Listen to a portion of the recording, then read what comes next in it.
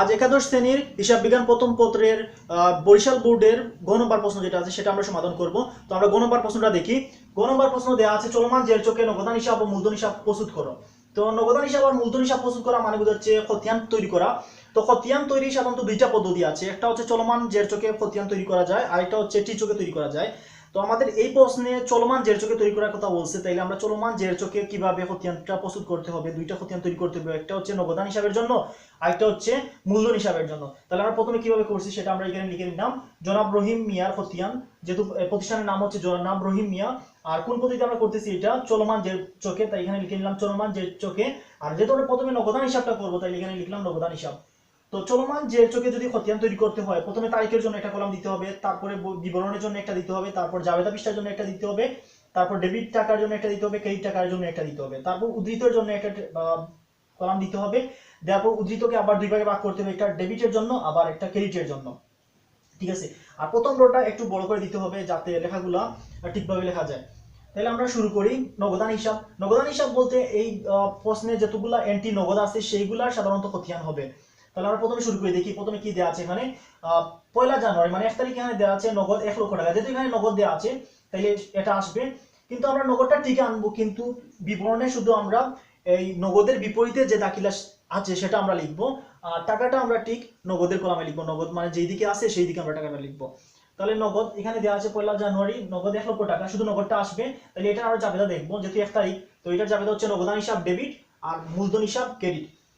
যেহেতু নগদের বিপরীতে মূলধন আছে তাইলে আমরা বিবরণের কলামে লিখবো মূলধন হিসাব, জানুয়ারি 1 তারিখ মূলধন হিসাব। আর নগদ যেহেতু ডেবিট তাইলে আমরা ডেবিটের কলামে টাকাটা লিখবো 1 লক্ষ টাকা। আবার এই টাকাটা আবার ডেবিট উদ্ধৃতের কলামে নিতে হবে, তাইলে আমরা ওই 1 লক্ষ টাকাটা আবার ডেবিট উদ্ধৃতের কলামে আবার নিলাম। তাহলে আমাদের 1 তারিখের যেটা আছে সেটা শেষ। আর 25,000 টাকার আসবাবপত্র নিয়ে ব্যবসা শুরু করেন, এটা আসবে না যেহেতু এটা নগদ না, শুধু আসবাবপত্র, তাই এটা বাদ। আর পরের তারিখ দেখি 3 তারিখেরটা আসবে না। 3 তারিখেরটা হচ্ছে মাসিক 12,000 টাকা বেতনে একজন কর্মচারী নিয়োগ প্রদান করা হলো, যেহেতু এটা লেনদেন না তাই এটা টোটালি আসবে না। পরের তারিখ আমরা দেখি জানুয়ারি 8 তারিখ নগদে পণ্য ক্রয় 30,000 টাকা, যেহেতু এখানে নগদ উল্লেখ করা আছে মানে এটা আসবে, তাহলে আমরা লিখলাম জানুয়ারি 8।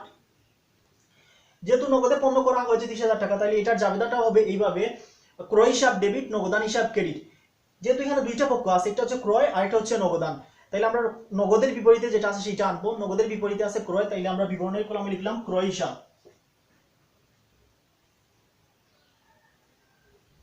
তো ক্রয়ের কারণে যেহেতু নগদ টাকা কমছে তাই নগদ টাকাটা যাবে ক্রেডিট কলামে, কারণ ক্রয় হিসাব ডেবিট নগদান হিসাব ক্রেডিট। যেহেতু নগদ ক্রেডিট আছে তাইলে আমরা টাকাটা লিখবো ক্রেডিট কলামে, নগদের টাকাটা লিখবো 30,000 টাকা।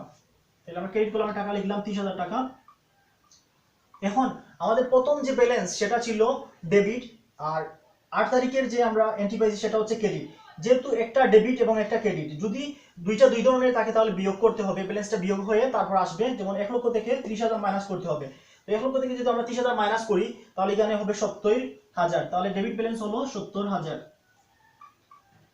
ওকে, তাহলে আমাদের 8 তারিখের যে এন্ট্রি আছে সেটাও শেষ। পরের তারিখ আমরা দেখি 15 তারিখ দ্বারে পণ্য ক্রয় 10,000 টাকা, এটা আসবে না। আমাদের এখানে লেখা আছে শুধু নগদ যেটা আছে সেটা নিয়ে আসার জন্য বলছে, তাইলে 15 তারিখ যেটা আছে সেটাও আসবে না। পরের তারিখ আমরা দেখি জানুয়ারি 20 তারিখ। জানুয়ারি 20 তারিখ আলমের নিকট পণ্য বিক্রয় 40,000 টাকা, যেহেতু আলমের নিকট বিক্রয় করা হয়েছে এটা নগদে বিক্রয় করা হয় নাই। যদি নগদ এখানে উল্লেখ করা থাকতো তাহলে সেটা নগদ হইতো, যেহেতু এখানে নগদের কোনো কিছু বলে নাই তাই এটা দ্বারে আমরা ধরে নিতে হবে, তাই জানুয়ারি 20 তারিখে যেটা আছে সেটাও আসবে না। পরের তারিখ দেখি, পরের তারিখ হচ্ছে জানুয়ারি 25 তারিখ। নিজস্ব তহবিল থেকে জীবন বীমার প্রিমিয়াম প্রদান করেন 500 টাকা, যেহেতু ব্যক্তিগত তহবিল থেকে বীমার প্রিমিয়াম প্রদান করা হয়েছে তাইলে সেটা লেনদেন না, তাহলে সেটাও আসবে না। তাহলে 25 তারিখেরটাও বাদ। আমরা পরেরটা দেখি, পরেরটা দেওয়া আছে জানুয়ারি 30 তারিখ কর্মচারীদের বেতন প্রদান করা হলো 12,000 টাকা, যেহেতু বেতনটা প্রদান করা হয়েছে তাহলে আমরা ধরে নিতে হবে এটা নগদে প্রদান করা হয়েছে, তাহলে সেটা আসবে। তাহলে আমরা লিখলাম জানুয়ারি 30। তাহলে এটা জাবেদাটা হবে এইভাবে, বেতন যেহেতু খরচ বেতন হিসাব ডেবিট, আর নগদ টাকা যেহেতু প্রদান করার কারণে কমছে তাইলে নগদান হিসাব হবে ক্রেডিট। তাহলে আমরা লিখতে পারি বেতন হিসাব ডেবিট নগদান হিসাব ক্রেডিট। তাহলে নগদের বিপরীতে যেহেতু বেতন আছে তাহলে আমরা বিবরণের কলামে লিখতে পারি বেতন হিসাব।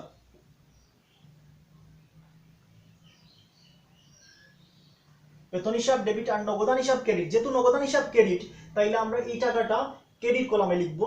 12,000 টাকাটা আমরা লিখলাম ক্রেডিট কলামে।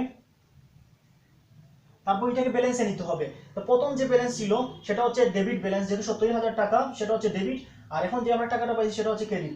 তাহলে একটা ডেবিট এবং একটা ক্রেডিট, তাহলে বিয়োগ হবে 70,000 থেকে যদি আমরা 12,000 মাইনাস দিই তাহলে হবে 68,000, এটাও হবে ডেবিট ব্যালেন্স। তাহলে আমরা এখানে লিখবো ডেবিট ব্যালেন্স 68,000।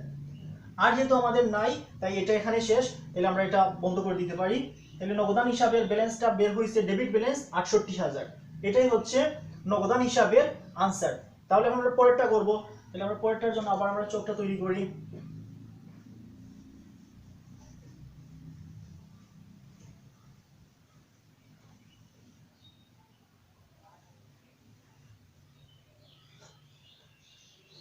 আবার সেম আমরা কি করলাম, তারিখের জন্য একটা কলাম দিলাম, তারপর বিবরণের জন্য একটা, জাবেদা পৃষ্ঠার জন্য একটা, ডেবিট টাকার জন্য একটা, ক্রেডিট টাকার জন্য একটা, ডেবিট ব্যালেন্সের জন্য একটা, আবার ক্রেডিট ব্যালেন্সের জন্য একটা।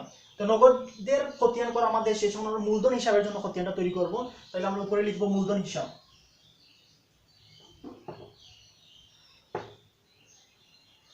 তাহলে অঙ্কটা হচ্ছে 2017 সালের, আমরা তারিখের কলামে লিখলাম 2017, আর অঙ্কটা হচ্ছে জানুয়ারি মাসে, তাহলে আমরা এখানে লিখলাম জানুয়ারি। যেহেতু আমরা মূলধনের জন্য খতিয়ানটা তৈরি করব, তাহলে আমরা দেখবো মূলধন কোন কোন এন্ট্রিতে মূলধন দেওয়া আছে সেটা আমরা নিয়ে আসবো। তো মূলধন সাধারণত যে মালিক যেটা নিয়ে প্রথমে ব্যবসা শুরু করে সেটাই হচ্ছে মূলধন। তাহলে 1 তারিখ যেটা আছে সেটা হচ্ছে মূলধন, তাহলে আমরা লিখতে পারি জানুয়ারি 1।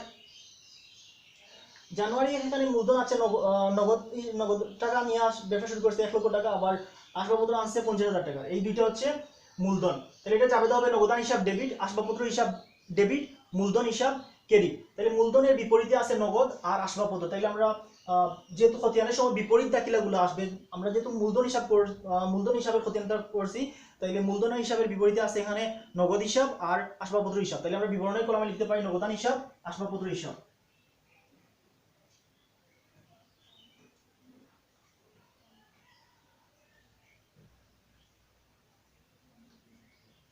ওকে, মূলধন যেহেতু ক্রেডিট, তাইলে নগদের টাকাও যাবে ক্রেডিট কলামে, আবার আসবাবপত্রের টাকাও নিতে হবে ক্রেডিট কলামে।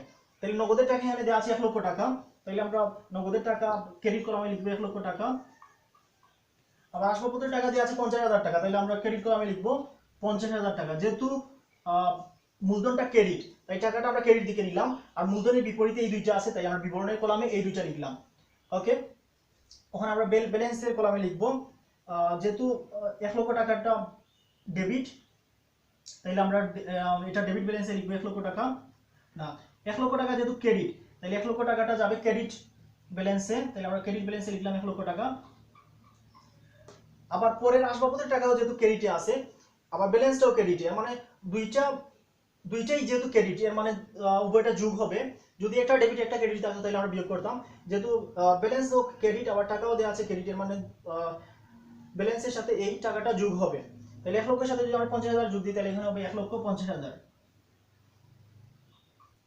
ওকে, আর বাকিগুলা যেহেতু মূলধন না, তাই বাকিগুলো আর আসবে না, এই জায়গায় এই অঙ্কটা শেষ।